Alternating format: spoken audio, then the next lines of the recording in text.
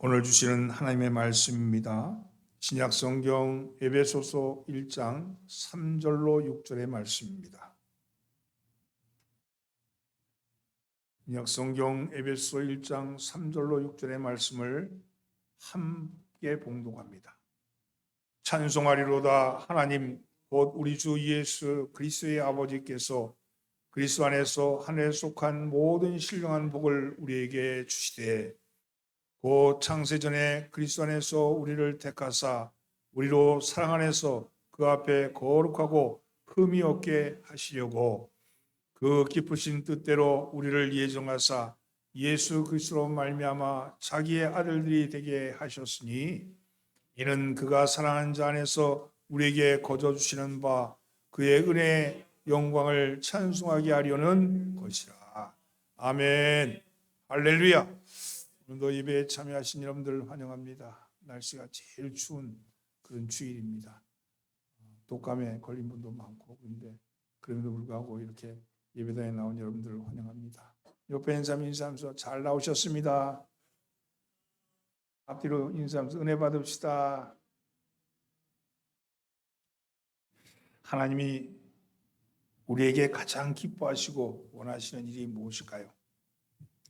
수많은 사람을 전도해서 구름대같이 모이게 하는 일일까?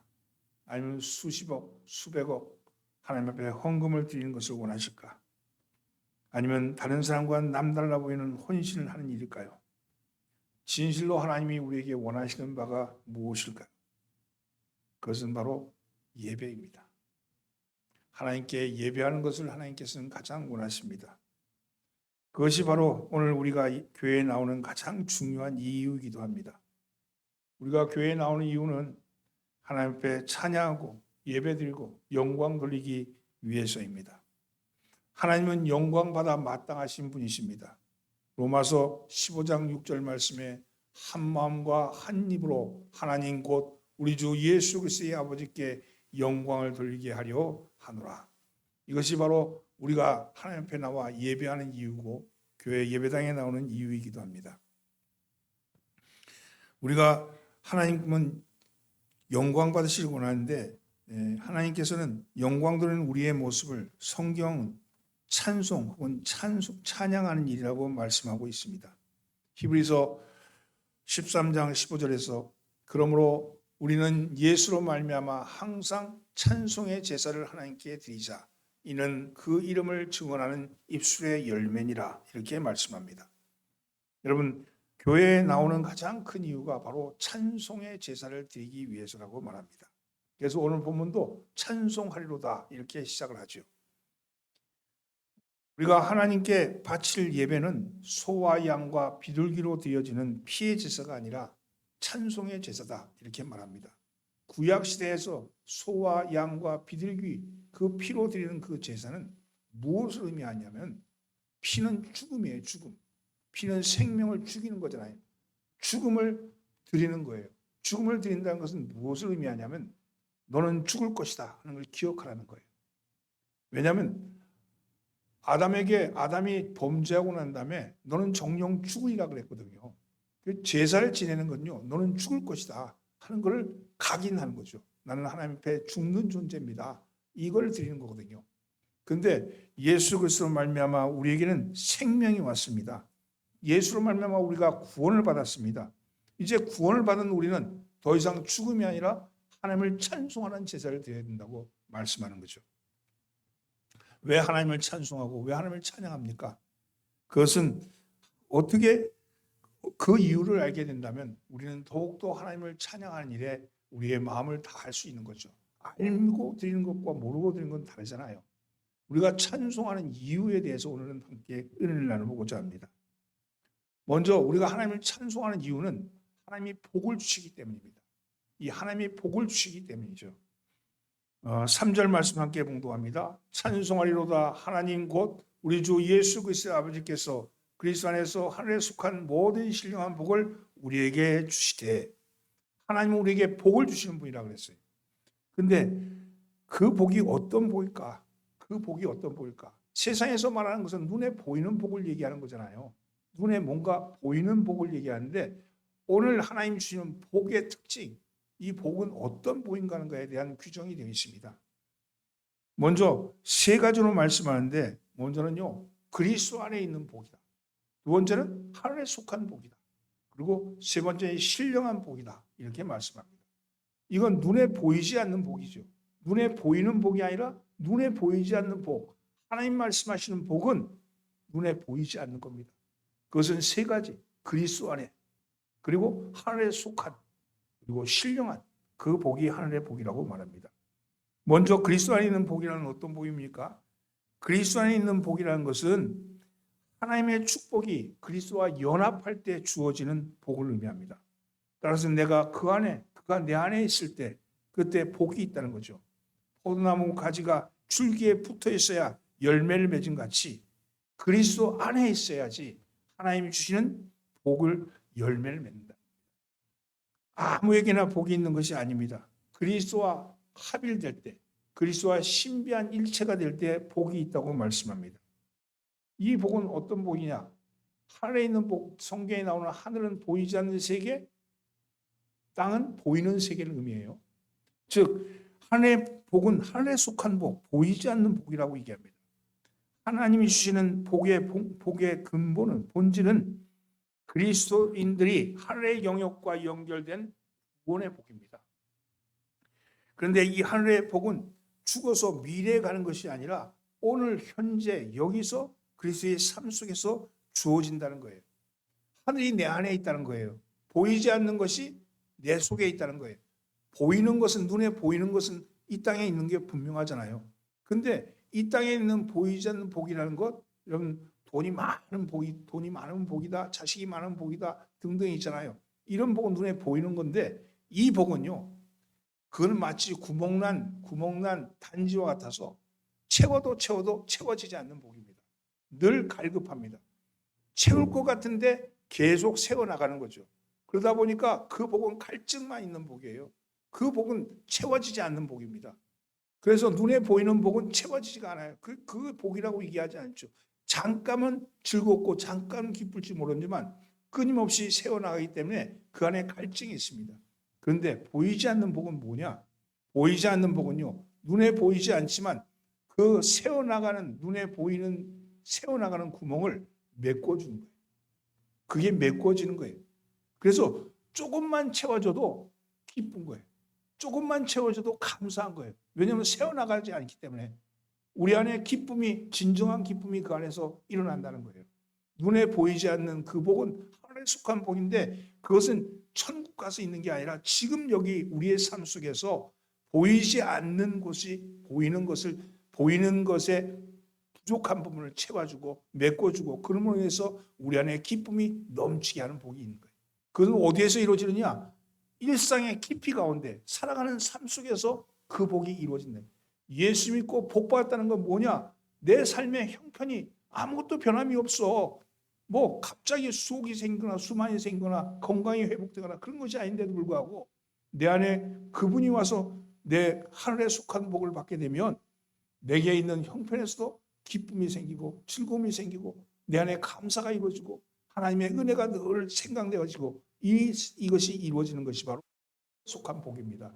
오늘 여러분, 이 땅을 살면서도 하늘에 속한 복을 받는 여러분 되기를 예수님으로 축원합니다. 지금 있는 형편이 아무리 힘들고 어렵다 할지라도 그것은 중요하지가 않습니다.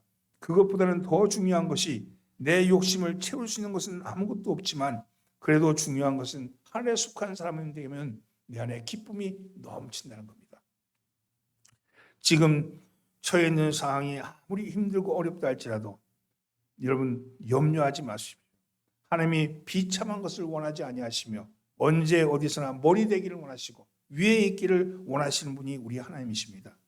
이 하나님의 성품은요, 변함이 없으시기 때문에 염려할 것이 없다고 말합니다. 이 복을 우리는 신령한 복이라고 그렇게 말합니다. 여기서 신령한이라는 뜻은 성령의 임재가 이루어진 결과물입니다. 따라서 내가 예수 그리스도로 말미암아 예수 그리스도 안에 있고 하늘에 속해 있고, 그러면 내가 성령의 임재가 내 속에서 임하시는 것, 그것이 복이라고 얘기합니다. 오늘 여러분, 성령의 임재 가운데 있는 여러분들은 복받은 삶인 것을 믿으시길 예수는 축원합니다. 옆에 있는 사람이 인사하면서 당신은 복이 있는 사람입니다. 우리가 하나님을 찬양해야 될 두 번째 이유는 그것은 하나님께서 우리를 당신의 자녀로 선택해 주셨기 때문입니다. 그래서 하나님의 자녀로 선택되었습니다.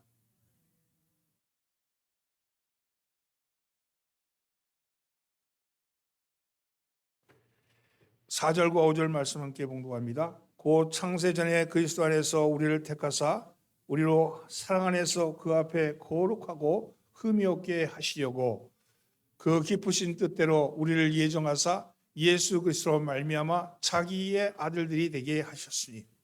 여러분은 하나님의 자녀입니다. 여러분은 하나님의 딸이요 하나님의 아들입니다. 이것을 믿으십니까? 이걸 믿으실 때 여러분은 그리스도인이라고 말할 수 있습니다. 하나님을 찬양할 두 번째 이유는 바로 여기에 있습니다.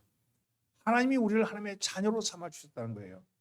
첫사람 아담이 비록 하나님의 형상을 따라 지음을 받았지만 하나님의 언약을 어김으로써 더 이상 신령한 하나님의 본질에 다가갈 수 없게 되었어요. 이제 에덴에서 쫓겨난 거예요. 에덴에서 쫓겨남으로 인해서 우리는 에덴 밖에 와 있는 존재가 되어버렸습니다. 그런데 마지막 아담이신 예수께서 언약에 순종하심으로 우리를 하나님의 형상을 회복된 존재로 신령한 존재가 되게 하셨습니다. 그래서 에덴에서 쫓겨났던 우리가 에덴 안으로 들어오게 된 거예요. 이제 하나님의 형상을 회복함으로 우리는 하나님의 사랑을 받는 존재가 되었습니다. 하나님의 거룩하고 흠없는 존재가 되었다는 것이죠. 그런데 이렇게 된 것이 우리가 잘나서 그렇게 된 거냐? 우리가 뭐 특별한 공로를 세워서 그렇게 된 거냐? 그것은 아닙니다. 전적으로 하나님의 선택입니다. 어릴 때 동네에서 친구들이랑 놀 때 이렇게 서로 편 갈라서 서로 놀 때가 있잖아요. 서로 편을 날 때 어떡합니까? 그중에 제일 잘난 사람, 그중에 제일 뛰어난 친구가 둘이 나와서 가위바위보 하잖아요. 가위바위보에서 뽑는 거잖아요. 이긴 사람이 너 우리 편. 그럼 나는 저 친구 편에 가고 싶다 하는 마음을 가지고 있는 친구가 제일 먼저 뽑히면 얼마나 기뻐요. 근데 난 저 밑에 가서 같은 편 되고 싶은데 안 뽑아주면 얼마나 섭섭해.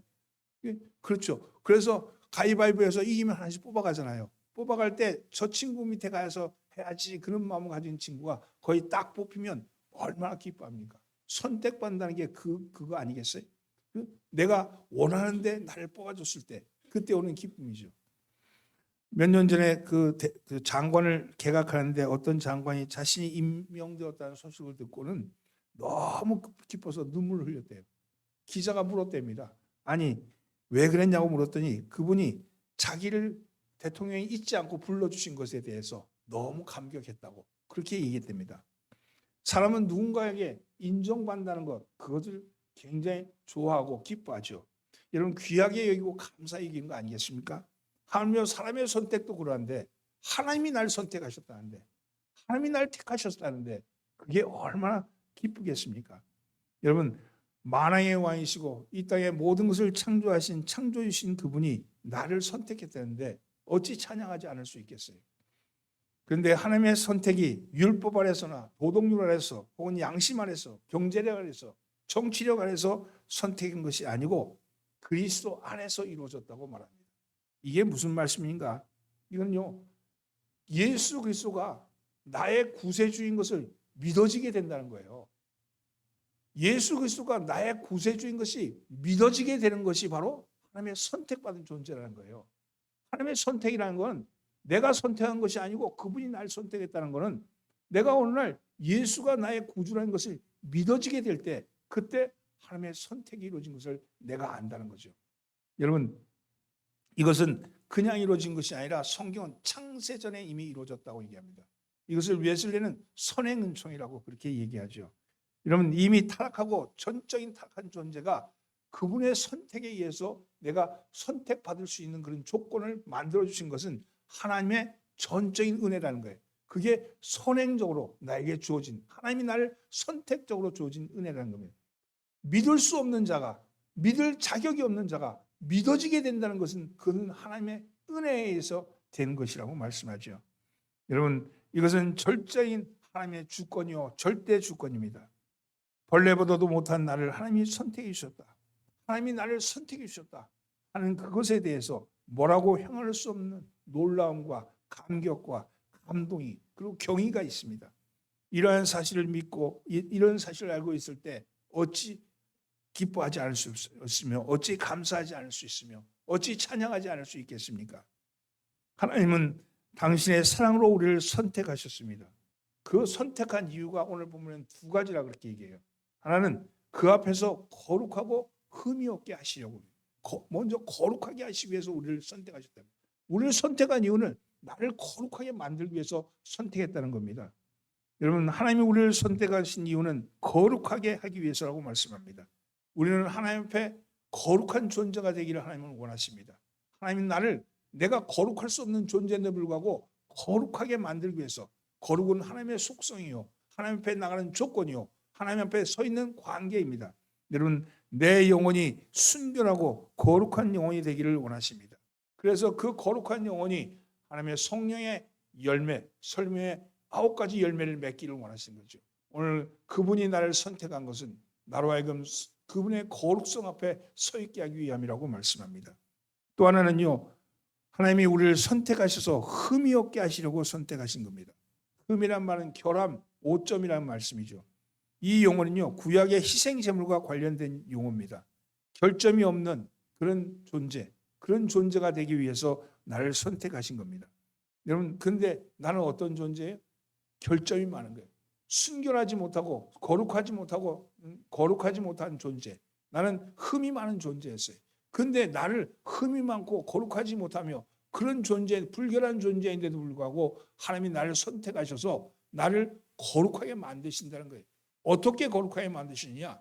예수의 피로, 예수의 피에 씻으셔서 나의 흠결과 나의 부족한 볼, 불결한 것을 씻어내신다는 거예요. 그래서 나를 선택하신 것은 나를 거룩하게 만들고 흠이 없게 만드시기 위해서 예수의 피를 사용해서 나를 씻으셨다, 이렇게 말씀합니다.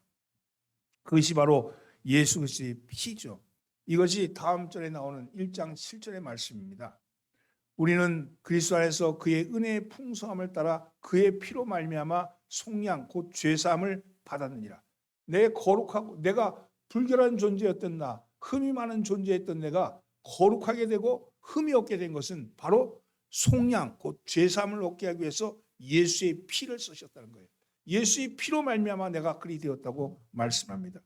사랑하는 성도 여러분, 여러분은 예수님의 택하심을 받아서 예수 그리스도의 피로 주홍빛 같은 죄, 그리고 진홍빛 같은 죄가 흰눈처럼 양털처럼 그렇게 거룩하고 순결하게 되었습니다. 그리고 이러한 하나님이 우리를 택하심은 즉흥적인 것이나 우리의 의지로 된 것이 아니라 하나님이 미리 계획하심을 통해서 되었다고 말합니다. 그 계획이 무엇입니까? 이렇게 하신 이유는 예수 그리스도 말미암아 자기의 아들들이 되게 하셨으니, 이렇게 말씀합니다. 자, 아들들이 되게 하셨다. 이 말씀은 헬라어로는 히모데시안인데 이 말은 법적인 용어입니다. 이것은 바로 양자 입양을 의미합니다. 양자 입양. 나를 양자로 입양하셨다는 거예요. 나를 당신의 양자로 입양하셨다는 겁니다. 여기 세 가지 의미가 있죠. 양자 입양이 되었다는 것은 하나님과 한 가족이 되었다는 것이죠. 삶을 나눌 수 있게 되었다는 것이고요. 두 번째는요, 앞으로 하나님의 기업을 상속받게 되었다는 것이고요. 세 번째는요, 그리스도의 모습을 닮아가게 되었다는 것을 의미합니다. 우리처럼 우리가 하나님과 이런 특별한 관계, 양자의 관계를 맺은 것은 바로 그리스도를 통하여서 그렇게 되었다고 말씀합니다. 따라서 우리는 하나님의 특별히 선택된 것으로 인해서 찬양하지 않을 수 없죠. 그래서 우리가 착각할, 오해할 수 있는데, 양자가 되었다니까 그건 그 홀토 아등 복제해서 그 자식 없는 양자, 이렇게 그 아버지가 없는 자식 양자 시킨 거. 우리나라의 양자의 의미는 좀 이렇게 좀 하찮은 것을 여기거나 혹은 또 비참한 그런 의미가 담겨 있는데, 여기의 양자의 입양은 그런 뜻이 아닙니다. 왜냐하면요, 로마 시대 때 이때의 양자는 어떤 입장이냐면요, 예를 들면 황제가 시저가 자기가 황제의 자리를 물려주려고 보니까 자식이 별로 이게 똑똑하지를 못해. 이거 좀 이게 문열이 같아. 그러면 이 자식을 대신할 양자를 삼는 거예요. 똑똑한 사람을 불러다가 내 양자로 삼아서 그 자식에게, 그 양자 삼은 자에게 황제의 자리를 물려준 거예요. 네로가 그렇게 돼서 황제 된 사람이에요. 그리고요, 여러분, 부자가 있잖아요. 부자가 재산이 많은 부자가 내 재산을 이렇게 보니까 내 자식을 보니까 흥청망청하고 이 자식의 재산을 물려줬다간 다 말아먹을 것 같아. 그럴 때 자기의 친족 중이나 혹은 자기가 아는 지인의 자식 중에 똑똑한 놈, 적어도 이 집안을 이어갈 수 있는 사람을 택해서 양자 삼습니다. 그래서 그 당시에 양자 삼다는 것은 그건 특별한 의미예요. 양자 삼다는 것은 그런 굉장한 특권을 갖는 그런 의미를 갖고 있는 거예요. 여기서 하나님께서 우리를 양자 삼으면 바로 그런 의미예요. 그러니까 홀토하등 목재에서 그냥 찍어서 양자 데리고 오는 게 아니라는 거예요. 여기 양자라는 것은 하나님의 특별한 하나님의 은혜요. 그 계획 속에서 이루어진 일이라는 것이죠. 여러분, 우리가 하나님의 양자 되었다는 특별한 선택받았다는 것으로 인해서 우리는 찬양하지 않을 수 없습니다. 우리는 하나님의 자녀가 되었습니다. 하나님의 양자가 되었습니다. 이것에 대해서 여러분 자부심을 가지시고 여러분들의 마음속에서 하나님을 찬양하는 여러분 되기를 예수님으로 축원합니다. 세 번째는요. 우리는 은혜와 영광을 하나님께서 거저 주셨기 때문에 우리는 찬양해야 합니다. 한번 6절 말씀 함께 봉독합니다. 이는 그의 사랑 안에서 사랑하는 자 안에서 우리에게 거저 주시는 바 그 은혜의 영광을 찬미하게 하려는 것이라. 보십시오. 거저 주시는 바 무엇을? 하나님의 은혜의 영광. 하나님이 거저 주신 바 그의 은혜의 영광. 하나님이 그 은혜의 영광을 우리에게 거저 주셨다는 거예요. 그것으로 인해서 찬양하지 않을 수 없다고 얘기합니다. 하나님은 세상을 창조하셨어요. 하나님이 우리를 만드셨지요. 하나님이 우리를 만들고 세상을 창조한 이유가 있습니다.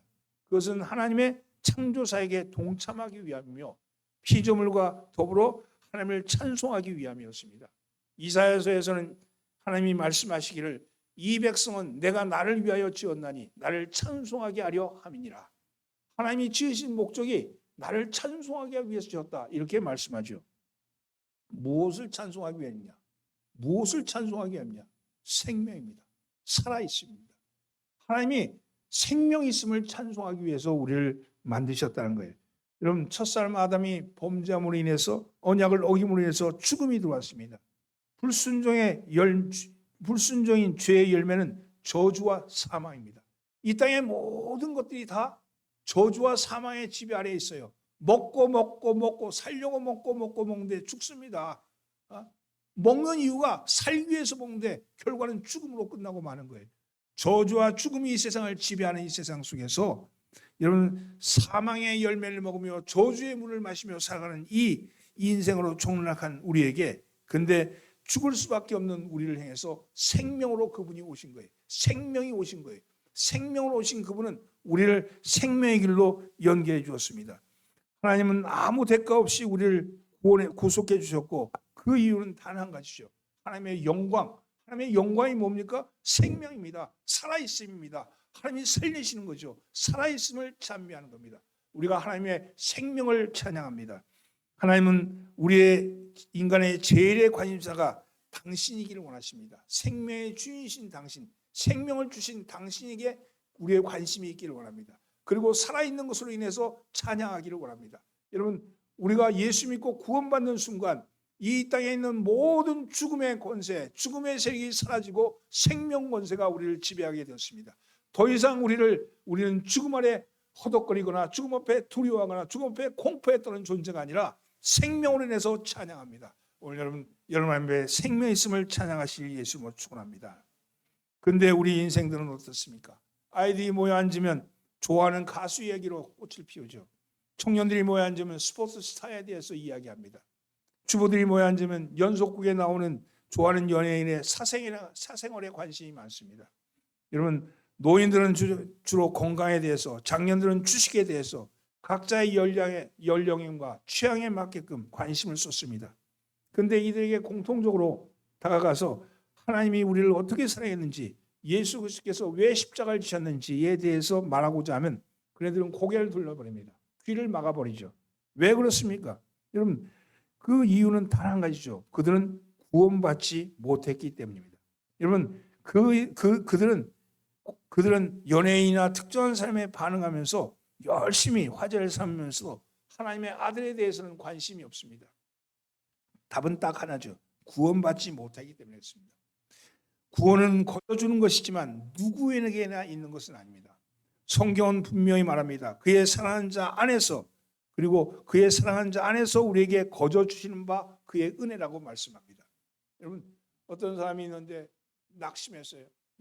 사업에 망했어요. 건강이 무너졌습니다. 그래서 고독해요. 아무도 찾는 사람이 없고 아무도 다가오는 사람이 없어요. 그때 어떤 사람이 와서 하나님이 당신을 사랑하십니다, 이렇게 얘기할 때 그 귀가 열리고 그 말이 듣고 싶어하고, 나를 사랑하는 분이 계시다고, 하나님이 나를 사랑한다고 이렇게 생각하는 순간, 그리고 그게 믿어지게 되는 순간, 그는 은혜로 인해서 구원을 받은 거예요. 여러분, 세상에 너무도 관심 많은 그 모든 관심이 끊어지고 나 홀로 있을 때, 아무도 관심 없을 때 나에게 찾아오시는 그분이 나에게 와서 말씀하신 거예요. 질병은 나로 하여금 하나님으로 이끌어가는 문이 되었습니다. 여러분, 망한 것은요, 나로 하여금 망한 것이 아니라 나를 흥하게 하는 그런 조건이 되었습니다. 이것이 바로 뭐냐? 하나님의 은혜라는 거예요. 상황은 다 무너졌지만 그러나 단 한 가지 열려있는 것이면 보이지 않는 것이 보여지게 되는 거죠. 여러분, 그것이 하나님의 은혜가 된 거예요. 여러분, 그 말씀이 믿어진 거예요. 그 말씀이 관심이 있어진 거예요. 그 관심이 있어지는 것이 하나님의 나가는 길이 된 거죠. 여러분, 눈에 보이는 것이 다가 아니라 눈에 보이지 않는 것이 있다는 거예요. 그러고 나면 이때까지 나를 찾고 있던, 눈에 보이는 것에 열망하며 거기에 관심 뒀던 그 관심이 드디어 어디에 관심을 두게 되냐면 보이지 않는 것에 관심을 두게 돼요. 보이지 않는 것에 관심 두는 순간 내 보이는 것들이 별거 아닌 것을 알게 되고, 그것이 내 추구하는 제일의 가치가 아닌 것을 알게 되었고, 나의 제일의 가치는 생명이고, 나의 제일의 가치는 예수고, 나의 제일의 가치는 하나님 것을 깨닫게 될 때, 여러분, 그 보이는 것에 구멍난 것이 보이지 않는 것으로 메꿔지게 된다는 거예요. 그전에는 수천 원금을 가져도 만족하지 못했던 사람이 단돈 100만 원만 있어도 감사하고 내가 모든 것을 가진 듯한 그런 즐거움이 생기는 이유는 바로 메꿔졌기 때문이죠. 그 구멍난 부분이 메꿔지는 것, 여러분, 보이는 것이 잘못이 아니에요. 보이는 것과 보이지 않는 것이 하나가 되는 거예요. 하늘과 땅이 하나가 되는 것이 천지창조하신 하나님의 뜻인 겁니다. 보이는 것만 가지고 추구했던 삶이 보이지 않는 것만이 전부인 것이라고 여기면 안 되는 거예요. 보이는 것과 보이지 않는 것이 하나가 될 때, 그때 비로소 우리에게 하나님의 나라가 일상 가운데 이루어지는 것을 알게 되는 거죠. 어떤 사람은 보이는 것은 다 문제야 이렇게 얘기하고, 보이는 것을 배척하고, 보이지 않는 것이 전부야 이렇게 얘기하는데, 영성은요, 보이지 않는 것이 전부라고 얘기하지 않습니다. 보이는 것과 보이지 않는 것이 합일되어 통일되어 갈 때, 하나가 되어 갈 때, 그때 하나님의 나라가 우리 가운데 임하는 것을 깨달을 수 있는 것이죠. 오늘 우리가 하나님의 은혜를 받는 것은 무엇이냐? 바로 그 하나님의 놀라운 땅과 하늘이 나눠졌던 것을 하나로 만드시는 그 하나님의 놀라운 은혜를 깨닫게 될 때, 그때 비로소 우리의 삶 속에서 하나님 나라가 이루어지고 있고, 하나님이 나와 함께하고 계시고, 하나님이 나의 길을 인도하신 것을 알아가게 된다는 것입니다. 오늘 여러분, 그러한 알미 여러분에게 있기를 예수님으로 축원합니다. 사랑하는 성도 여러분, 우리의 제일의 관심사는 바로 하나님이 우리와 함께 하심이고, 하나님이 우리와 함께 하심은 바로 그분의 은혜로 말미암아 우리의 삶이 유지되고 기뻐하는 것이 아니겠습니까? 이것을 우리가 찬양하지 않을 수 어찌 있겠습니까? 오늘 여러분 하나님을 찬양하시는 여러분 되기를 예수님으로 축원합니다. 2025년 두 번째 주입니다. 여러분, 올 한 해는요, 정말로 여러분의 일상의 깊이 가운데 하나님 나라를 체험하면서 하나님을 찬양하시는 그런 한 해가 되기를 예수님으로 축원합니다. 기도합니다. 하나님을 찬양합니다. 우리가 하나님을 찬양한 이유는 하나님이 우리에게 복을 주셨기 때문입니다. 그리스도 안에서 하늘에 속한, 그리고 우리가 주님이 주신 신령한 복이 우리 가운데 있음을 고백합니다. 또한 하나님이 우리를 택하셔서 당신의 자녀 삼아 주셨기 때문입니다. 우리는 하나님의 자녀가 되었습니다. 예전에는 진노의 자녀요, 예전에는 죽음의 종노릇하였고, 예전에는 아버지 저주의 사슬에 매여 있었지만, 이제는 하나님의 자녀가 되어서 하나님과 온전한 합의를 이루게 된 것을 찬양합니다. 또한 하나님 우리에게 거저 주신 은혜로 인하여 찬양합니다. 하나님으로 인해서 생명이 우리에게 있음을 고백합니다. 하나님의 생명을 찬양하게 하여 주시고, 그 생명을 찬미하는 저희들의 입술이 되게 하여 주시옵소서. 예수님의 이름으로 기도하옵나이다. 아멘.